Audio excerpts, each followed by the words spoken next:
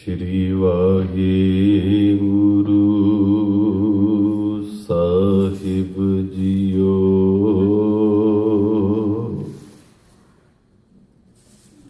एक ओंकार सतनाम करता पुरख निर्भउ निर्वैर अकाल मूरत अजूनी सैभं गुर प्रसाद। ज्ञान ध्यान किछ कर्म न जाना, सार न जाना तेरी। सब ते वड्डा सतगुर नानक, जिन कल राखी मेरी। सतनाम श्री वाहिगुरु साहिब जियो। जल मल काया मांजिए पाई, पी मैला तन होए। ज्ञान महारस नाइए भाई, मन तन निर्मल होए। देवी देवा पूजिए पाई, क्या मांगो क्या दे। पाहन नीर पखालिए पाई, जल मह बूढ़ते। गुर बिन अलख न लखिए पाई, जग बूढ़ पत खोए। मेरे ठाकुर हाथ वडाइयां पाई, जय पावै तै दे। बैयर बोले मीठुली पाई, साच कहे पिर भाए। बिरह बेदी सच वसी पाई, अधिक रही हर नाए। सबको वाखै अपना भाई, गुर ते बुझै सुजान। जो भी दे से उबरे भाई, शब्द सच्चा निशान। ईंधन अधिक सकेलिए भाई, पावक रंचक पाए। खिन पल नाम हृदय वसै भाई, नानक मिलन सुपाए। ईंधन अधिक सकेलिए पाई, पावक रंचक पाए। खिन पल नाम हृदय वसै भाई, नानक मिलन सुपाए। वाहिगुरु जी का खालसा, वाहिगुरु जी की फतेह। जुगो जुग अटल हाजरा हजूर ज़ाहरा ज़हूर ਸਰਬ ਕਲਾ ਭਰਪੂਰ ਧੰਨ ਧੰਨ ਸਤਿਗੁਰੂ ਸਾਹਿਬ ਸ੍ਰੀ ਗੁਰੂ ਗ੍ਰੰਥ ਸਾਹਿਬ ਮਹਾਰਾਜ ਜੀਆਂ ਦੇ ਪਾਵਨ ਪਵਿੱਤਰ ਚਰਨਾਂ ਵਿੱਚ ਹਾਜ਼ਰੀਆਂ ਭਰ ਰਹੇ ਗੁਰਮੁਖ ਸਤਸੰਗੀ ਜਨੋ, ਸਤਿਗੁਰੂ ਜੀ ਦੀ ਅਪਾਰ ਰਹਿਮਤ ਬਖਸ਼ਿਸ਼ ਸਦਕਾ ਆਪ ਪਾਵਨ ਪਵਿੱਤਰ ਗੁਰੂ ਦਰਬਾਰ ਵਿੱਚ ਹਾਜ਼ਰ ਹੋਏ ਹੋ। ਸਾਹਿਬ ਦੀ ਅਗੰਮੀ ਬਾਣੀ ਦਾ ਹਰੀ ਜਸ ਕੀਰਤਨ ਸਰਵਣ ਕਰਕੇ ਆਨੰਦਿਤ ਹੋਏ ਹੋ। ਜਿੱਥੇ ਕੀਰਤਨ ਸਰਵਣ ਕਰਕੇ ਆਨੰਦ ਮਾਣਿਆ, ਉੱਥੇ ਚੱਲ ਰਹੀ ਧੰਨ ਧੰਨ ਸਤਿਗੁਰੂ ਸਾਹਿਬ ਸ੍ਰੀ ਗੁਰੂ ਗ੍ਰੰਥ ਸਾਹਿਬ ਮਹਾਰਾਜ ਜੀ ਦੀ ਲੜੀਵਾਰ ਵਿਚਾਰ ਕਥਾ ਸਰਵਣ ਕਰਨ ਹਿਤ ਆਪ ਰੋਜ਼ਾਨਾ ਦੀ ਤਰ੍ਹਾਂ ਕੁਝ ਕੁ ਸਰੀਰ ਜੁੜ ਬੈਠੇ ਹੋ। ਇਹ ਪਾਵਨ ਪਵਿੱਤਰ ਮਹਾਵਾਕ ਜਿਸ ਦਾ ਪਾਠ ਆਪ ਜੀਆਂ ਨੇ ਸਰਵਣ ਕੀਤਾ ਹੈ, ਧੰਨ ਗੁਰੂ ਨਾਨਕ ਦੇਵ ਮਹਾਰਾਜ ਜੀ ਦੀ ਪਾਵਨ ਪਵਿੱਤਰ ਰਸਨਾ ਤੋਂ ਉਚਾਰਿਤ ਹੈ। ਹਜ਼ੂਰ ਸੱਚੇ ਪਾਤਸ਼ਾਹ ਇਹਨਾਂ ਪੰਕਤੀਆਂ ਵਿੱਚ ਜੋ ਮਹਾਨ ਬ੍ਰਹਮ ਗਿਆਨ ਸਾਨੂੰ ਬਖਸ਼ਿਸ਼ ਕਰਦੇ ਹਨ, ਤੁਸ਼ ਬੁੱਧੀ ਅਨੁਸਾਰ ਆਪ ਜੀ ਨੂੰ ਅਰਪਣ ਕਰਾਂ। ਇਕਾਗਰਤਾ ਬਖਸ਼ਿਸ਼ ਕਰਦੇ ਹੋਏ, ਅਸੀਸ ਬਖਸ਼ਿਸ਼ ਕਰਦੇ ਹੋਏ, ਰਸਨਾ ਪਵਿੱਤਰ ਕਰਦੇ ਹੋਏ ਉਚਾਰਨ ਕਰੋ ਜੀ, ਸਤਨਾਮ ਸ਼੍ਰੀ ਵਾਹਿਗੁਰੂ ਜੀ। ਜਲ ਮਲ ਕਾਇਆ ਮਾਂਜੀਏ ਭਾਈ, ਭੀ ਮੈਲਾ ਤਨ ਹੋਏ, ਗਿਆਨ ਮਹਾਰਸ ਨਹਾਈਏ ਭਾਈ, ਮਨ ਤਨ ਨਿਰਮਲ ਹੋਏ। ਦੁਨੀਆ ਦੇ ਪੇਸ਼ਤਰ ਮਨੁੱਖ ਐਸੇ ਨੇ ਜਿਹੜੇ ਸਰੀਰ ਦੀ ਪਵਿੱਤਰਤਾ ਨੂੰ ਹੀ ਧਰਮ ਸਮਝ ਬੈਠਦੇ ਨੇ। ਸਿਰਫ ਸਰੀਰ ਦੀ ਪਵਿੱਤਰਤਾ ਤੇ ਉਹਨਾਂ ਦਾ ਸਾਰਾ ਕਰਮ ਟਿਕ ਜਾਂਦਾ ਹੈ। ਸਰੀਰ ਨੂੰ ਸਾਫ਼ ਰੱਖਣਾ ਚੰਗੀ ਗੱਲ ਹੈ, ਪਰ ਸਰੀਰ ਸਾਫ਼ ਰੱਖਣ ਨਾਲ ਨਿਰਾ ਪਰਮਾਤਮਾ ਦੀ ਪ੍ਰਾਪਤੀ ਨਹੀਂ ਹੈ। ਸਾਰਾ ਦਿਨ ਬੰਦੇ ਹਾਥੀ ਧੋਂਦੇ ਰਹਿਣਗੇ। ਮਾਫ ਕਰਨਾ, ਸਰੀਰ ਦੀ ਸਵੱਛਤਾ ਦਾ ਸੰਬੰਧ ਵਿਗਿਆਨਿਕ ਢੰਗ ਨਾਲ ਹੈ, ਮੈਡੀਕਲ ਸਾਇੰਸ ਨਾਲ ਸੰਬੰਧਿਤ ਹੈ ਬਾਤ। ਪਰ ਮਨੁੱਖ ਨੇ ਇਹ ਕਿਰਿਆ ਕਰਮ ਧਰਮ ਨਾਲ ਜੋੜ ਕੇ ਪਰਮਾਰਥ ਦੇ ਤਲ ਤੇ ਬਹੁਤਾ ਲਿਆਂਦਾ। ਤਦੇ ਕਬੀਰ ਸਾਹਿਬ ਜੀ ਨੂੰ ਉਹਨਾਂ ਵਿਅਕਤੀਆਂ ਦੀ ਪਰਥਾਏ ਫਿਰੇ ਬੋਲ ਬੋਲਣੇ ਪਏ ਜਿਹੜੇ ਛੋਟੀ ਛੋਟੀ ਬਾਤ ਤੇ ਬਸ ਨਹਾਉਣ ਹੀ ਤੁਰੇ ਰਹਿੰਦੇ ਸਨ। ਉਹਨਾਂ ਨੂੰ ਫਿਰ ਕਬੀਰ ਸਾਹਿਬ ਜੀ ਨੇ ਸਮਝਾਇਆ, ਜਲ ਕੇ ਮਜਨ ਜੇ ਗਤ ਹੋਵੇ, ਨਿਤ ਨਿਤ ਮੇਂਢਕ ਨਹਾਵੇ, ਜੈਸੇ ਮੇਂਢਕ ਤੈਸੇ ਓਏ ਨਰ, ਫਿਰ ਜੋਨੀ ਆਵੇ। ਦੁਨੀਆ ਤੇ ਕੋਈ ਐਸਾ ਦਰਿਆ ਨਹੀਂ ਹੈ, ਦੁਨੀਆ ਤੇ ਕੋਈ ਐਸਾ ਪਾਣੀ ਦਾ ਵਗਦਾ ਚਸ਼ਮਾ ਨਹੀਂ ਹੈ ਜੋ ਮਨੁੱਖ ਦੇ ਅੰਤਿਸ਼ ਕਰਨ ਦੀ ਮੈਲ ਉਤਾਰ ਸਕੇ। ਅਗਰ ਐਸੀ ਕੋਈ ਨਦੀ ਦੀ ਧਾਰਾ ਹੁੰਦੀ ਤਾਂ ਇਹ ਕਥਾ ਸੁਣੋ, ਕੀਰਤਨ ਸੁਣੋ, ਗੁਰਦੁਆਰੇ ਆਵੋ, ਇੰਨਾ ਲੰਬਾ ਚੌੜਾ ਫਿਲਸਫਾ ਕਰਨ ਦੀ ਜ਼ਰੂਰਤ ਹੀ ਕੋਈ ਨਹੀਂ। ਇੱਕ ਡੁਬਕੀ ਲਗਾਓ ਉਸ ਦਰਿਆ ਵਿੱਚ ਤੇ ਬਾਤ ਬਣ ਗਈ। ਬਹੁਤਿਆਂ ਨੂੰ ਭੁਲੇਖਾ ਇਹੀ ਰਿਹਾ, ਔਰ ਸਨਾਤਨ ਜਗਤ ਨੇ ਵੀ ਇਸ ਭੁਲੇਖੇ ਦਾ ਰੱਜ ਕੇ ਇਸ ਦਾ ਉਪਯੋਗ ਕੀਤਾ ਤੇ ਆਮ ਮਖਲੂਕਾਤ ਦਾ ਰੱਜ ਕੇ ਸ਼ੋਸ਼ਣ ਕੀਤਾ ਇਸ ਨਾਂ ਤੇ। ਔਰ ਕਰੀਬਨ ਹਰ ਮਜ਼ਹਬ ਇਸ ਨੂੰ ਪਕੜ ਲੈਂਦਾ ਹੈ। ਔਰ ਤੁਸੀਂ ਸੁਣ ਕੇ ਹੈਰਾਨ ਹੋਣਾ, ਕੁਝ ਮਜ਼ਹਬ ਐਸੇ ਨੇ ਜਿਹੜੇ ਸਿਰਫ ਸਰੀਰ ਦੀ ਪਵਿੱਤਰਤਾ ਨੂੰ ਧਰਮ ਸਮਝਦੇ ਨੇ, ਔਰ ਕੁਝ ਮਜ਼ਹਬ ਐਸੇ ਨੇ ਜਿਹੜੇ ਸਰੀਰ ਦੀ ਮਲੀਨਤਾ ਨੂੰ ਧਰਮ ਸਮਝਦੇ ਨੇ। ਦੋਨੋਂ ਪਕਸ਼ ਨੇ, ਦੋਨੋਂ ਤੁਹਾਡੇ ਸਮਕਸ਼ ਰੱਖਦਾ। ਸ਼ਾਇਦ ਆਪ ਨੂੰ ਪਤਾ ਹੋਵੇ, ਜੈਨ ਮਤ ਵਿੱਚ ਜਿੰਨਾ ਵਿਅਕਤੀ ਕੋਈ ਸਰੀਰ ਕਰਕੇ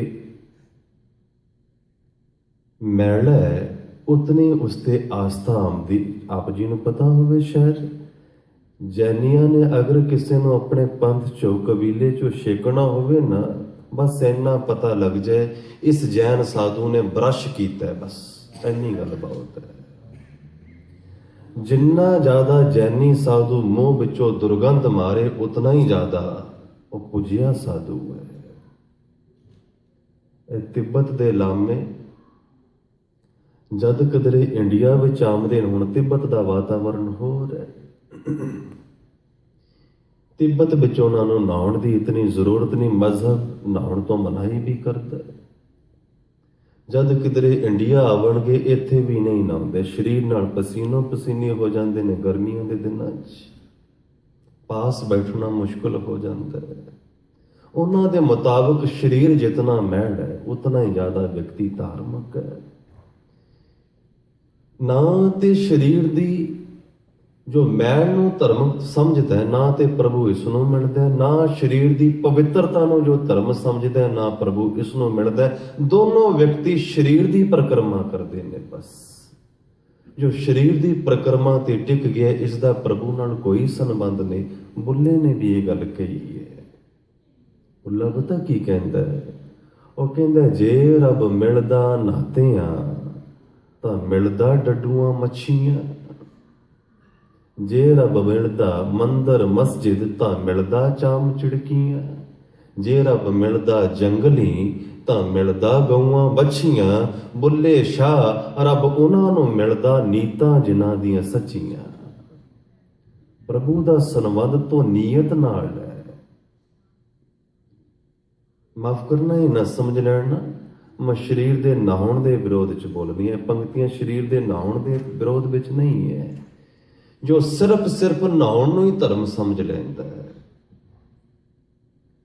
हुण गुरबाणी ने दोनों पक्ष रखे ने। दो पंक्तियां तुहाडे समक्ष हो रखा है। दो अलग अलग रहबरां दियां, बारी क्रिया अलग अलग बयान करते ने, अंतिशकरण विच जुड़ जाते हैं एक होके। गुरबाणी नूं पढ़ना, जद गुरु अर्जुन देव महाराज ये शब्द उचारते ने, कर इशनान सिमर प्रभ अपना मन तन पहे अरोगा। दूजे पासे फरीद साहब श्लोक उचारते ने, उठ फरीदा उजू साज सुबह नमाज गुजार। फरीद नहाउण नूं नहीं कहते, उजू साजण की बात है। उजू साजना की है? मूँह धो लेना, थोड़े कन्न धो लेने, कोणियां तक बाहां धो लैनियां, पैर धो लेने। मुहम्मद ने उजू साजण ते जोर दिता। उसका कारण सी कोई विज्ञानिक कारण है, क्योंकि अरब का इलाका है, पानी की बहुत दिक्कत है। ते पानी नूं बचाउण वास्ते मुहम्मद ने क्या ठीक है दूसरे तीसरे दिन नहा लें, रोज नमाज पढ़नी 5 टाइम, ते 5 टाइम नहाउण बह गया। ये पानी का दुरुपयोग है। कुदरती सोमे नूं हिफाजत देण लई मुहम्मद ने उजू ते जोर दिता है। एक रहबर कहंदे ने इशनान कर, एक रहबर कहंदे ने उजू साज। बाहरों गल्लां दो अलग अलग ने, पर इशनान करन तो बाद उजू साजण तो बाद जिहड़ी गल कहंदे ने वो इक्को ही है। कर इशनान सिमर प्रभ अपना। फरीद कहंदे ने उठ फरीदा उजू साज सुबह नमाज गुजार। चाहे उजू साज चाहे इशनान कर, ये दोने सार्थक तां ने जे खुदा की बंदगी करें, जे प्रभु नाल जुड़े। नहीं तो निरे नहाउण धोण नाल उजू साजण नाल अल्लाह नहीं मिलता। सतगुरु गुरु अर्जुन देव महाराज कहते ने, शरीर नूं पानी नाल मल मल के नहा लिया, पर भी मैला तन होए, तन का सुभाव ही मैल है। जितने मर्जी इसनों सुंदर अतर लगा लो, सेंट लगा लो, परफ्यूम लगा लो, सुंदर तो सुंदर महंगे तो महंगा सेंट भी शरीर की संगत करके कुछ ही घंटिया बाद दुर्गंध मारन लग पैंदा है। शरीर ते मैल है। ये जिहड़े रोम ने शरीर की भीतर दी मैल नूं ये रोम बाहर फेंकते हैं। गुरमुखो कदी देखना तजुर्बा करके असी श्वास सिर्फ नासका नहीं लेंदे। सिर्फ श्वास लैण दा द्वार नासका नहीं, जितने रोम ने ये सब श्वास लैण दे द्वार ने। अगर तजुर्बा करना होवे किसी बंदे दे शरीर दे सारे रोम बंद कर दिते जान, कुछ ही पलों बाद, कुछ ही घंटिया बाद इसकी मौत हो जाएगी, शरीर मर जाएगा। और ये द्वार भी है, शरीर की भीतरी दुर्गंध नूं परसीने राही ये बाहर फेंकते ने रोम। भीतर दियां जो प्रॉब्लम ने रोमा राही बाहर आउंदियां ने। खैर अलग सबजैक्ट है। हजूर कहंदे ने शरीर नूं मांजण दे नाल भी, इशनान करन नाल भी ये निर्मल नहीं हुंदा है, ते ये मैले दा मैला ही। फिर हजूर कहंदे ने ये पावन किवें होवे? सतगुरु कहंदे ने ज्ञान महारस नहाइए भाई, मन तन निर्मल होए। परमात्मा दे ज्ञान दा जद भीतरी इशनान कर ले, मन निर्मल हो जाता है। मन निर्मल होंदे तन भी निर्मल हो जाता है। मन पावन हो गया, तन भी पावन हो गया। गुरबाणी विच ज्ञान शब्द बहुत आउंदा है और बहुते व्यक्ति इसके अर्थ नॉलेज करते हैं। नॉलेज इसके अर्थ ने, नॉलेज वाले बंदे ते डुबे हुंदे ने, वो कित्थे पार हुंदे ने। नॉलेज ज्ञान नहीं। ज्ञान तो मुराद है ओ आत्मा दी परम दशा, जिस विच डुब के रब्बी नगमियां विच जो खो जाता है। जो बाहरों ज्ञान अंदर नहीं उड़ेलदा, जिस दे अंदरों ज्ञान बाहर नूं प्रगट हुंदा है। जो अंदरों कुछ जानदा है फिर बोलदा है। भीतरी ज्ञान है, जद तक वो उपलब्ध नहीं हुंदा, मनुख दी जीवन यात्रा सफल नहीं हुंदी। सतगुरु कहंदे ने अगर महारस परमात्मा दा नाम मिल जाए, अंदर आत्मिक ज्ञान हो जाए, मन भी निर्मल हो जाता है, तन भी निर्मल हो जाता है। जिसदा मन निर्मल हो गया, तन भी उसकी छाप छोड़ता है। जैनियां दी मनौत है, भगवान महावीर दे पसीने चो दुर्गंध नहीं सी आती। ये कोई बहुत बड़ी गल नहीं, हुण ते विज्ञान ने भी साबित कर दिता है। हो सकता है, संभावना है ऐसी। मन इतना खिड़ गया होवे, रब्बी नगमे इतने तुरहत हो गए होण, हिरदा इतना प्रेम पूर्ण हो गया होवे, दुर्गंध लई शरीर भी सहमत ना होवे। हो सकती है, बड़ी बात नहीं। हजूर कहंदे ने मन निर्मल हो जाता जद रब्बी ज्ञान हिरदे च प्रगट होवे, तन भी निर्मल हो जाता है। देवी देवा पूजिए भाई, क्या मांगो क्या दे, पाहन नीर पखालीए भाई, जल मैं बूढ़े ते। देवी देवतियां दियां पत्थर दियां मूर्तियां बना के पूजनियां।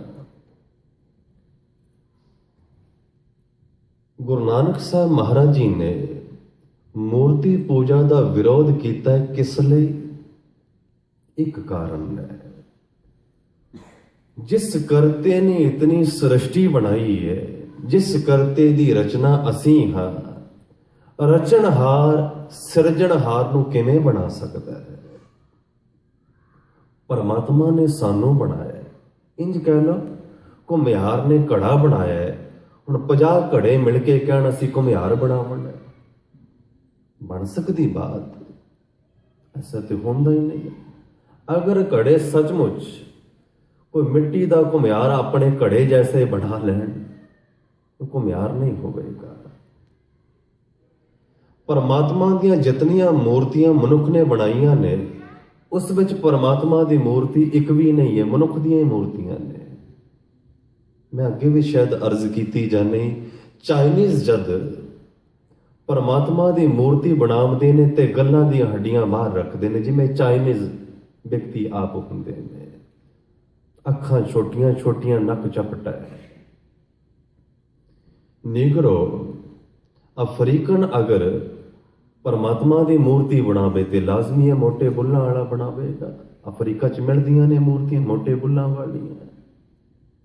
हिंदुस्तान में जिहड़ियां मूर्तियां बनदियां ने, वो हिंदुस्तान के नैन नक्श ने। और तुसीं हैरान होना, जिहड़ियां मूर्तियां तो उत्तर विच बणियां ने, इन्हां दे नैन नक्श कुछ होर ढंग दे ने। जिहड़ियां बणियां ने दक्षिण की तरफ, इन्हां दी रूप रेखा वैसी है जैसे दक्षिणी लोग होंदे ने। मनुख ने अपनी ही मूर्ति कड़ी है। परमात्मा की मूर्ति बनाउण दा ते उपाय कोई नहीं, बन ही नहीं सकती। बुद्ध ने कहा सी मेरी मूर्ति मत बनावनी, और बुद्ध ने कहा सी जिस दिन मेरी मूर्ति तुसी बना ले, उस दिन ही मेरे सिद्धांतां दा, मेरे बचनां दा खंडन शुरू हो जाएगा। ਸੱਤੇਵਾਦ ਸਾਬਤ ਹੋਈ। ਠੀਕ ਬੁੱਧ ਦੇ ਕੂਚ ਕਰਨ ਤੋਂ 500 ਸਾਲ ਬਾਅਦ ਬੁੱਧ ਦੇ ਬੁੱਤ ਬਣਨੇ ਸ਼ੁਰੂ ਹੋਏ। ਜਿਹੜਾ ਬੁੱਧ ਸ਼ਬਦ ਹੈ ਨਾ, ਇਹ ਉਰਦੂ ਭਾਸ਼ਾ ਦੇ ਬੁੱਤ ਸ਼ਬਦ ਦਾ ਹੀ ਅਨੁਵਾਦ ਹੈ। ਬੁੱਧ ਉਸ ਦਾ ਹੀ ਅਨੁਵਾਦ ਹੈ ਅੱਗੇ ਹੋਇਆ ਹੈ। ਮੁਹੰਮਦ ਨੇ ਵੀ ਇਸ ਤੇ ਪੂਰਾ ਜ਼ੋਰ ਦਿੱਤਾ। ਸ਼ਾਇਦ ਆਪ ਨੂੰ ਪਤਾ ਹੋਵੇ, ਮੁਹੰਮਦ ਦਾ ਤੇ ਇੱਕ ਨਾਂ ਹੀ ਪੈ ਗਿਆ ਸੀ, ਬੁੱਤ ਸ਼ਿਕਨ, ਬੁੱਤਾਂ ਨੂੰ ਤੋੜਨ ਵਾਲਾ। ਕਾਬੇ ਵਿੱਚ ਪਹਿਲੇ ਬੁੱਤ ਸਨ। ਕਾਬੇ ਵਿੱਚ ਕਾਬੇ ਵਿੱਚ ਪਹਿਲੇ ਮੂਰਤੀਆਂ ਸਨ। ਸਭ ਮੁਹੰਮਦ ਨੇ ਉਠਾਈਆਂ ਨੇ, ਮੁਹੰਮਦ ਨੇ ਤੋੜੀਆਂ ਨੇ। ਮੁਹੰਮਦ ਦਾ ਨਾਮ ਪੈ ਗਿਆ ਬੁੱਤ ਸ਼ਿਕਨ। ਬਾਅਦ ਵਿੱਚ ਇਸਲਾਮ ਜਗਤ ਨੇ ਮੁਹੰਮਦ ਦੀ ਗੱਲ ਨਹੀਂ ਸਮਝੀ। ਅਸਲ ਵਿੱਚ ਮੁਹੰਮਦ ਨੇ ਇਹ ਕਿਹਾ ਸੀ ਅੱਲਾ ਦੀ ਮੂਰਤੀ ਹੋ ਹੀ ਨਹੀਂ ਸਕਦੀ, ਅੱਲਾ ਦੀ ਮੂਰਤੀ ਬਣਾ ਕੇ ਅੱਲਾ ਨੂੰ ਪੂਜਣ ਦਾ ਕੋਈ ਉਪਾਅ ਨਹੀਂ ਹੈ। ਮੁਹੰਮਦ ਨੇ ਇਹ ਨਹੀਂ ਸੀ ਕਿਹਾ ਕਿ ਹੁਣ ਬਾਅਦ ਵਿੱਚ ਤੁਸੀਂ ਮੂਰਤੀਆਂ ਦੇ ਨਾਂ ਤੇ ਜਿਨ੍ਹਾਂ ਨੇ ਬਣਾਈਆਂ ਨੇ ਉਹਨਾਂ ਨੂੰ ਮਾਰਨ ਟੁੱਕਣ ਲੱਗ ਪਓ, ਵੱਢਣ ਲੱਗ ਪਓ, ਜੋ ਅੱਜ ਇਸਲਾਮ ਕਰ ਰਹੀ ਹੈ। ਇਹ ਮੁਹੰਮਦ ਦੇ ਅਰਥ ਨਹੀਂ ਸਨ। ਗੱਲ ਇੱਕੋ ਹੀ ਹੈ, ਜੋ ਸਿਰਜਣਹਾਰ ਹੈ, ਜੋ ਉਸਦੀ ਸਿਰਜਣ ਹੈ, ਸਿਰਜਣਹਾਰ ਨੂੰ ਸਿਰਜਣਾ ਕਦੀ ਨਹੀਂ ਬਣਾ ਸਕਦੀ। ਹਜ਼ੂਰ ਕਹਿੰਦੇ ਨੇ ਦੇਵੀ ਦੇਵਾ ਪੂਜੀਏ ਭਾਈ, ਕਿਆ ਮੰਗੋ ਕਿਆ ਦੇ। ਇਹ ਪੱਥਰ ਦੀਆਂ ਮੂਰਤੀਆਂ ਜਿਨ੍ਹਾਂ ਦੀ ਪੂਜਾ ਹੋ ਰਹੀ ਹੈ, ਕੀ ਦੇਣਗੇ? ਇਹਨਾਂ ਪਾਸੋਂ ਮੰਗਿਆ ਵੀ ਜਾਵੇ, ਕਿਆ ਦਿੱਤਾ ਜਾਏਗਾ? ਕਬੀਰ ਸਾਹਿਬ ਕਹਿੰਦੇ ਨੇ ਇਹ ਸਭ ਤੇਰੀ ਇੱਕ ਕਲਪਨਾ ਹੈ, ਤੇਰਾ ਇੱਕ ਵਹਿਮ ਹੈ। ਪਾਹਣ ਨੀਰ ਪਖਾਲੀਏ ਭਾਈ, ਜਲ ਮੈਂ ਬੂਢੇ ਤੇ। ਇਹਨਾਂ ਪੱਥਰਾਂ ਦੀਆਂ ਮੂਰਤੀਆਂ ਨੂੰ, ਪੱਥਰਾਂ ਨੂੰ ਜਿਤਨਾ ਮਰਜੀ ਪਾਣੀ ਪਾ ਪਾ ਕੇ, ਗੰਗਾ ਜਲ ਪਾ ਪਾ ਕੇ ਨੜਾ ਲਓ, ਪਰ ਸਤਿਗੁਰੂ ਕਹਿੰਦੇ ਨੇ ਆਖਿਰਕਾਰ ਜਦ ਜਲ ਵਿੱਚ ਪਾ ਦਈਏ ਇਹ ਡੁੱਬ ਹੀ ਜਾਣਾ ਹੈ। ਕੋਈ ਐਸਾ ਦਰਿਆ ਨਹੀਂ ਹੈ ਕਿਸੇ ਪੱਥਰ ਤੇ ਉਸ ਦਾ ਪਾਣੀ ਪਾਓ ਤੇ ਜਦ ਪਾਣੀ ਵਿੱਚ ਉਸ ਪੱਥਰ ਨੂੰ ਦੁਬਾਰਾ ਸੁੱਟ ਤੇ ਉਹ ਤਰਨ ਲੱਗ ਪਏ। ਸਤਿਗੁਰੂ ਕਹਿੰਦੇ ਨੇ ਇਤਨਾ ਪਾਣੀ, ਇਤਨਾ ਗੰਗਾ ਜਲ ਪੱਥਰਾਂ ਤੇ ਪਾਉਣ ਦੇ ਬਾਵਜੂਦ ਵੀ ਪੱਥਰ ਆਪਣਾ ਸੁਭਾਅ ਨਹੀਂ ਬਦਲ ਰਿਹਾ, ਤੇ ਤੈਨੂੰ ਕੀ ਦੇਏਗਾ? ਤੈਨੂੰ ਕੀ ਉਪਲਬਧੀ ਹੋਵੇਗੀ? ਗੁਰ ਬਿਨ ਅਲਖ ਨ ਲਖੀਏ ਭਾਈ, ਜਗ ਬੂਢੈ ਪਤ ਖੋਏ। ਪਰਮਾਤਮਾ ਦੀ ਅਗਰ ਪ੍ਰਾਪਤੀ ਕਰਨੀ, ਮੂਰਤੀਆਂ ਵਿੱਚ ਨਾ ਖੋ। ਪ੍ਰਭੂ ਨੂੰ ਅਗਰ ਪਾਉਣਾ ਹੈ ਤੇ ਮੂਰਤੀ ਨਾ ਬਣਾ, ਪ੍ਰਭੂ ਨੂੰ ਅਗਰ ਪਾਉਣਾ ਤੇ ਖੁਦ ਨੂੰ ਮਿਟਾ।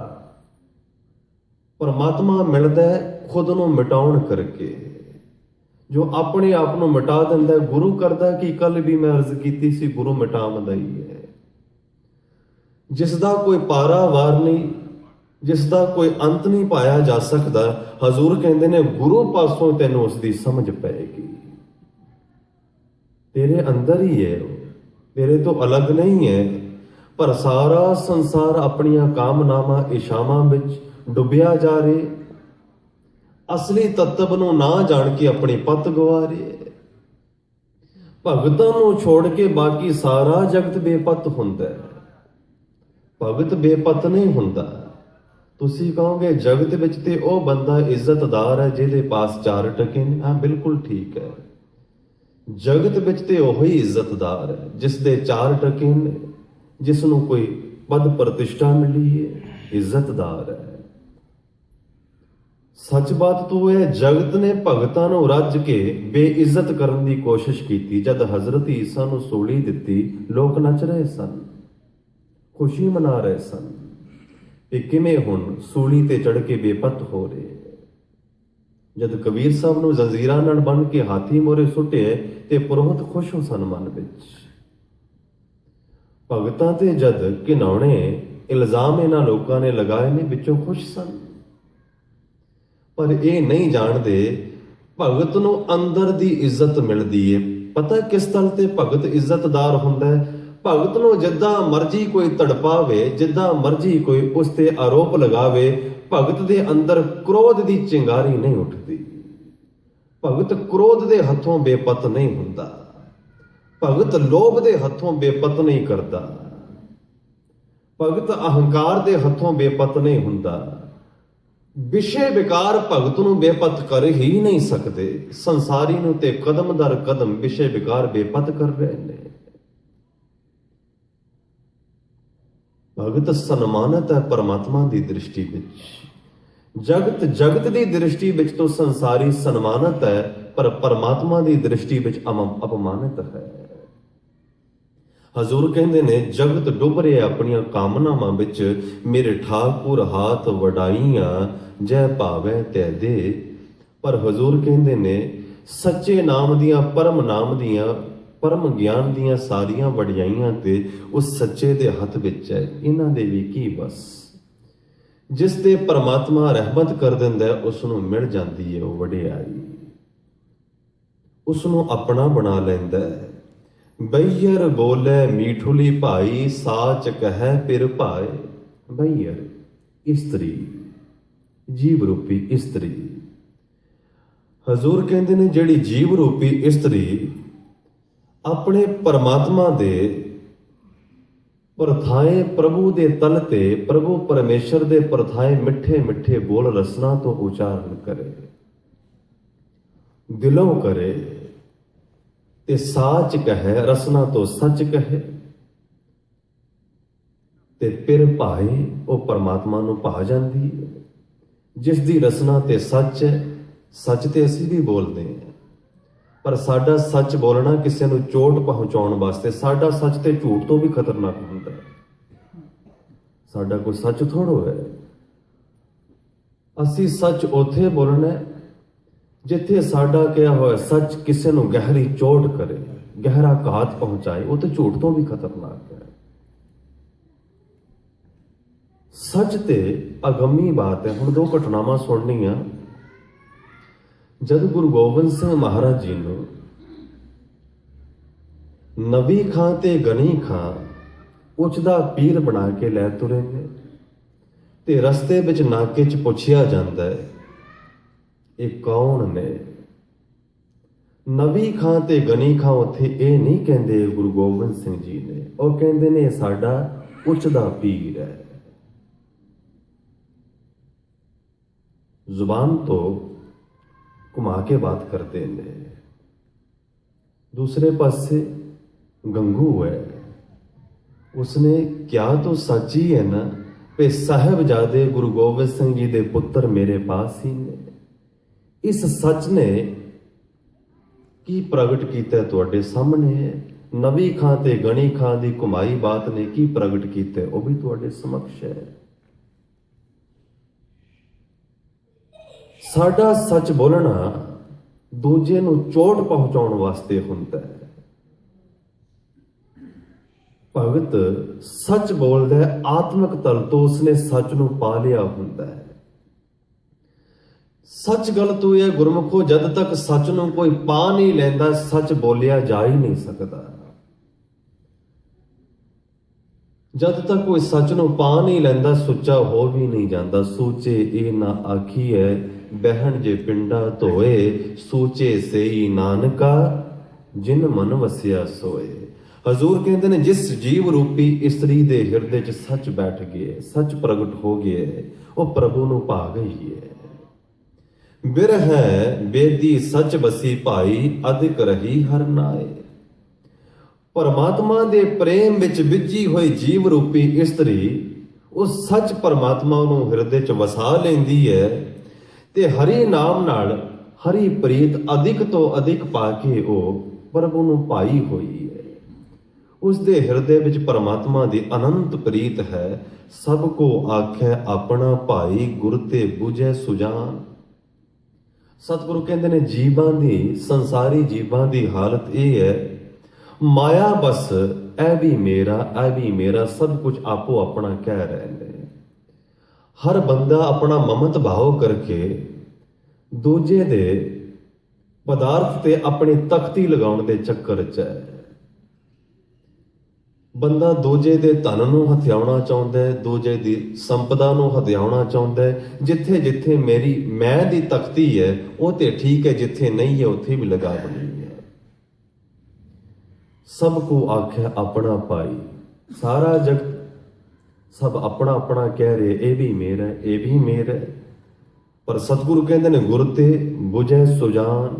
असली अपना की है, ये ते गुरु पासों परम ज्ञान मिलता है। ਜਗਤ ਜਿਸ ਨੂੰ ਆਪਣਾ ਆਪਣਾ ਕਹਿੰਦਾ ਸਭ ਨਾਸ਼ਵਾਨ ਹੈ, ਭਗਤ ਜਿਸ ਨੂੰ ਆਪਣਾ ਕਹਿੰਦਾ ਉਹੀ ਸਦੀਵੀ ਹੈ। ਦੁਨੀਆ ਨੂੰ ਸਮਝ ਨਹੀਂ ਪਈ ਜਦ ਮੀਰਾ ਬਾਈ ਨੇ ਉਸ ਸੱਚੇ ਪਰਵਤਗਾਰ ਦੀ ਕਰਕੇ ਮਹਿਲਾਂ ਨੂੰ ਲੱਤ ਮਾਰ ਦਿੱਤੀ। ਜਗਤ ਤੋਂ ਕਹਿ ਰਿਹਾ ਸੀ ਮੀਰਾ ਪਾਗਲ ਹੈ, ਮਹਿਲਾਂ ਦੇ ਸੁੱਖ ਠੁਕਰਾ ਰਹੀ ਹੈ। ਜਗਤ ਮਹਿਲ ਨੂੰ ਆਪਣਾ ਬਣਾਉਣਾ ਚਾਹੁੰਦਾ ਹੈ, ਪਰ ਮੀਰਾ ਦੀ ਸਾਂਝ ਤੋਂ ਸੱਚੇ ਪਰਵਤਗਾਰ ਨਾਲ ਪੈ ਗਈ ਹੈ, ਜਿਸ ਦੇ ਕਰਕੇ ਮਹਿਲ ਨੂੰ ਛੋੜਨਾ ਬੜਾ ਹੀ ਆਸਾਨ ਹੋ ਗਿਆ। ਕੱਢਿਆ ਨਾ ਜਦ ਇਸ ਨੂੰ ਆਸਾਨੀ ਨਾਲ ਨਿਕਲ ਗਈ ਮਹਿਲ ਚੋਂ, ਪਤਾ ਚੱਲ ਗਿਆ ਸੱਚੇ ਦਾ। ਗੁਰ ਤੇ ਬੁਝੈ ਸੁਜਾਨ, ਗੁਰੂ ਪਾਸੋਂ ਹੀ ਉਹ ਪਰਮ ਅੱਖ ਪ੍ਰਾਪਤ ਹੁੰਦੀ ਹੈ। ਜੋ ਆਪਣਾ ਹੈ ਉਸ ਨੂੰ ਦਿਖਾਈ ਦੇਣ ਦੀ ਅੱਖ ਗੁਰੂ ਪ੍ਰਦਾਨ ਕਰਦਾ ਹੈ। ਜੋ ਬੀਤੇ ਸੇ ਉਬਰੇ ਭਾਈ, ਸ਼ਬਦ ਸੱਚਾ ਨਿਸ਼ਾਨ। ਸਤਿਗੁਰੂ ਕਹਿੰਦੇ ਨੇ ਜੋ ਪਰਮਾਤਮਾ ਦੇ ਨਾਮ ਰੰਗ ਵਿੱਚ ਵਿਜੇ ਰਹਿੰਦੇ ਨੇ, ਗੁਰੂ ਦੇ ਸ਼ਬਦ ਨੂੰ ਕਮਾਉਂਦੇ ਨੇ, ਗੁਰੂ ਦੇ ਸ਼ਬਦ ਨੂੰ ਹਿਰਦੇ ਵਿੱਚ ਵਸਾਉਂਦੇ ਨੇ, ਉਹ ਇਸ ਕਾਮਨਾਵਾਂ ਦੇ ਜਗਤ ਤੋਂ ਉੱਭਰ ਜਾਂਦੇ ਨੇ, ਇਛਾਵਾਂ ਤੋਂ ਉੱਚੇ ਉੱਠ ਜਾਂਦੇ ਨੇ। ਉਹਨਾਂ ਨੂੰ ਕਾਮਨਾਵਾਂ ਇਛਾਵਾਂ ਜਗਤ ਦੀਆਂ ਪਾਉਂਦੀਆਂ ਨਹੀਂ। ਉਹ ਇਛਾਵਾਂ ਬਸ ਆਪਣੀ ਜ਼ਿੰਦਗੀ ਰੋਲਦੇ ਨਹੀਂ, ਉਹ ਕੱਲ ਲਈ ਨਹੀਂ ਜੀਂਦੇ, ਅੱਜ ਲਈ ਜੀਂਦੇ ਨੇ। ਅੱਜ ਨੂੰ ਜੀਣਾ ਸ਼ੁਰੂ ਕਰਦੇ ਨੇ। ਸੰਸਾਰੀ ਕੀ ਹੈ? ਅੱਜ ਨੂੰ ਖਰਾਬ ਕਰਦਾ ਕੱਲ ਦੀ ਪਲੈਨਿੰਗ ਵਿੱਚ। ਕੱਲ ਜੀਵਾਂਗੇ, ਕੱਲ ਜੀਵਾਂਗੇ। ਉਹ ਕੱਲ ਕਦੀ ਨਹੀਂ ਆਉਂਦਾ। ਮੈਨੂੰ ਯਾਦ ਹੈ ਮੇਰੇ ਦਾਦੀ ਜੀ ਜਨਮ ਤੋਂ ਬਲਾਈਂਡ ਸਨ, ਅੰਧੇ ਸਨ। ਜਦ ਕਿਧਰੇ ਵਿਆਹ ਸ਼ਾਦੀ ਹੋਣੀ ਨਾ, ਕਿਸੇ ਨੇ ਉਹਨਾਂ ਨੂੰ ਨਵਾਂ ਕੋਈ ਸੂਟ ਦੇ ਜਾਣਾ, ਉਹਨਾਂ ਨੇ ਆਪਣੀ ਇੱਕ ਅਲਮਾਰੀ ਹੁੰਦੀ ਸੀ ਉਸ ਵਿੱਚ ਰੱਖ ਲੈਣਾ। ਉਹਨਾਂ ਨੂੰ ਕਹਿਣਾ ਦਾਦੀ ਮਾਂ ਸਿਲਾ ਲਓ। ਉਹਨਾਂ ਨੇ ਕਹਿਣਾ ਹੱਲੇ ਨਹੀਂ, ਕੱਲ ਜਦ ਕੋਈ ਖਾਸ ਪ੍ਰੋਗਰਾਮ ਆਵੇਗਾ। ਮੈਨੂੰ ਅੱਜ ਵੀ ਯਾਦ ਹੈ ਜਦ ਉਹਨਾਂ ਦੀ ਮ੍ਰਿਤਿੂ ਹੋਈ, ਉਹ ਸੂਟ ਉਸੇ ਤਰ੍ਹਾਂ ਚਿਣੇ ਹੋਏ ਸਨ। ਉਹ ਕੱਲ ਨਹੀਂ ਆਇਆ, ਮੌਤ ਆ ਗਈ। ਅਸੀਂ ਇੰਤਜ਼ਾਮ ਕਰਦੇ ਰਹਿ ਜਾਂਦੇ ਹਾਂ ਕੱਲ ਨੂੰ ਜੀਣ ਦਾ, ਕੱਲ ਕਦੀ ਨਹੀਂ ਆਉਂਦਾ। ਮਹਿੰਗੀ ਤੋਂ ਮਹਿੰਗੀ ਘੜੀ ਖਰੀਦਦੇ ਹਾਂ, ਬਸ ਖਰੀਦ ਕੇ ਲੌਕਰ 'ਚ ਰੱਖ ਰਹੀ, ਕੱਲ ਕੋਈ ਖਾਸ ਦਿਨ ਆਵੇ, ਉਹ ਦਿਨ ਕਦੀ ਨਹੀਂ ਆਉਂਦਾ, ਮ੍ਰਿਤਿੂ ਆ ਜਾਂਦੀ ਹੈ। ਸਤਿਗੁਰੂ ਕਹਿੰਦੇ ਨੇ ਜੀਣਾ ਹੈ ਅੱਜ ਨੂੰ ਜੀ। ਅੱਜ ਨੂੰ ਜੀਵੇਂਗਾ ਤੇ ਅੱਜ ਵਿੱਚ ਹੀ ਪਰਮਾਤਮਾ ਦਾ ਦੁਆਰ ਹੈ। ਆਜ ਮਿਲਾਵਾ ਸ਼ੇਖ ਫਰੀਦ ਟਾਕਿਮ ਕੂੰਜੜੀਆਂ ਮਨੋ ਮਚਿੰਦੜੀਆਂ। ਉਸ ਅੱਜ ਵਿੱਚ ਹੀ ਪਰਮਾਤਮਾ ਦਾ ਦੁਆਰ ਹੈ। ਇਸੇ ਪਲ ਵਿੱਚ ਹੀ, ਇਸ ਪਲ ਵਿੱਚ ਆ ਜਾਏਗਾ, ਕਾਮਨਾ ਤੋਂ ਮੁਕਤ ਹੋ ਜਾਏਗਾ। ਅਖੀਲੀਆਂ ਪੰਕਤੀਆਂ ਨੇ ਈਂਧਨ ਅਧਿਕ ਸਕੇਲੀਏ ਭਾਈ, ਪਾਵਕ ਰੰਚਕ ਪਾਏ। ਬੰਦਾ ਬਹੁਤ ਸਾਰਾ ਲੱਕੜਾਂ ਦਾ ਇਕੱਠ ਕਰੀ ਜਾਏ। 50 ਸਾਲ ਬੰਦੇ ਨੇ ਲੱਕੜਾਂ ਇਕੱਠੀਆਂ ਕੀਤੀਆਂ ਤੇ ਹੁਣ ਇਹਨਾਂ ਲੱਕੜਾਂ ਨੂੰ ਨਸ਼ਟ ਕਰਨਾ ਹੋਵੇ 50 ਸਾਲ ਨਹੀਂ ਲੱਗਣਗੇ। ਇੱਕ ਅੱਗ ਦੀ ਛੋਟੀ ਜਿਹੀ ਚਿੰਗਾਰੀ ਬਹੁਤ ਹੈ। ਹਜ਼ੂਰ ਕਹਿੰਦੇ ਨੇ ਇਸੇ ਤਰ੍ਹਾਂ ਹੈ ਜੀਵ, ਤੁਮੇ ਜਿਹੜੇ ਜਨਮਾਂ ਜਨਮਾਂਤਰਾਂ ਦੇ ਗੁਨਾਹ ਕੀਤੇ ਨੇ ਨਾ, ਇਹਨਾਂ ਨੂੰ ਵੀ ਹੱਲ ਕਰਨ ਲਈ ਜਨਮ ਜਨਮਾਂਤਰ ਨਹੀਂ ਲੱਗਣਗੇ। ਖਿਨ ਪਲ ਨਾਮ ਹਿਰਦੈ ਵਸੈ ਭਾਈ, ਨਾਨਕ ਮਿਲਣ ਸੁਭਾਏ। ਇੱਕ ਪਲ, ਇੱਕ ਖਿਨ ਵੀ ਹਰੀ ਦਾ ਨਾਮ ਤੇਰੇ ਹਿਰਦੇ ਵਿੱਚ ਪ੍ਰਵਿਸ਼ਟ ਹੋ ਜਾਏ, ਬਸ ਜਾਏ, ਤੇਰਾ ਕਰਤੇ ਨਾਲ ਮਿਲਣ ਸੁਭਾਵ ਹੋ ਜਾਏਗਾ, ਸਹਿਜ ਵਿੱਚ ਹੀ ਹੋ ਜਾਏਗਾ।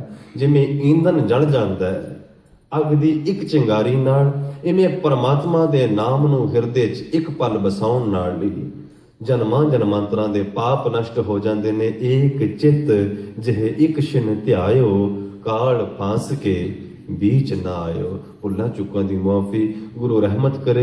साडे हिरदे चो परम नाम परमाश्वर अपना वास करे, परमात्मा हिरदे च वसे, तां जो साडे जन्मां जन्मांतरां दे पाप नष्ट होवन। भुल्लां चुकां दी मुआफी आप जी ने प्रेम सहित सरवण कीते। सब दा धन्नवाद साडे गुरमुख प्यारे भाई साहब भाई भुपिंदर सिंह जी गुरुद्वारा साहिब जी दे हैड ग्रंथी साहब, ਉਹ भी तशरीफ फरमा ने।